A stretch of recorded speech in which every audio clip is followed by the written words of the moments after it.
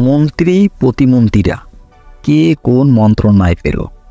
দ্বাদশ জাতীয় সংসদ নির্বাচনে নিরঙ্কুশ বিজয়ের মধ্য দিয়ে টানা চতুর্থবারের মতো সরকার গঠন করেছে আওয়ামী লীগ। বৃহস্পতিবার সন্ধ্যায় বঙ্গভবনে নতুন মন্ত্রিসভার সদস্যদের শপথ বাক্য পাঠ করান রাষ্ট্রপতি মোহাম্মদ শাহাবুদ্দিন।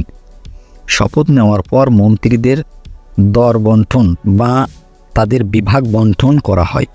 নতুন সরকারের নতুন 25 জন মন্ত্রী ও 11 জন উপমন্ত্রীর দপ্তর বণ্টন করে বিজ্ঞাপন জারি করেছে মন্ত্রিপরিষদ বিভাগ।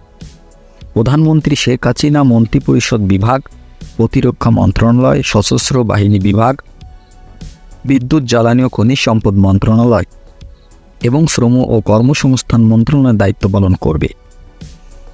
এছাড়া আ.ক.ম মোজাম্মেল হক মুক্তিযুদ্ধ বিষয়ক মন্ত্রণালয়, ওবায়দুল কাদের সড়ক পরিবহন ও সেতু মন্ত্রণালয়, আবুল হাসান মাহমুদ আলী অর্থ মন্ত্রণালয়, আনিসুল হক আইন বিচার ও সংসদ বিষয়ক মন্ত্রণালয়, নুরুল মজিদ মাহমুদ হুমায়ুন শিল্প মন্ত্রণালয়, আসাদুজ্জামান খান কামাল স্বরাষ্ট্র মন্ত্রণালয়, তাইজুল ইসলাম স্থানীয় সরকার মন্ত্রণালয়।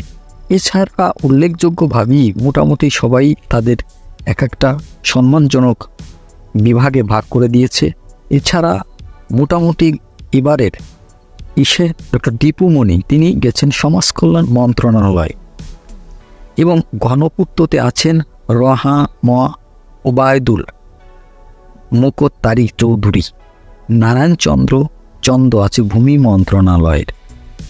বেশ কিছু মন্ত্রীরা এখান থেকে বাদ পড়েছে এবং তাদের ভিতর থেকে আবারও হয়তোবা কয়েকজনকে নিয়ে আসতে পারে এই মন্ত্রী বিভাগ, এমনটাই শোনা যাচ্ছে।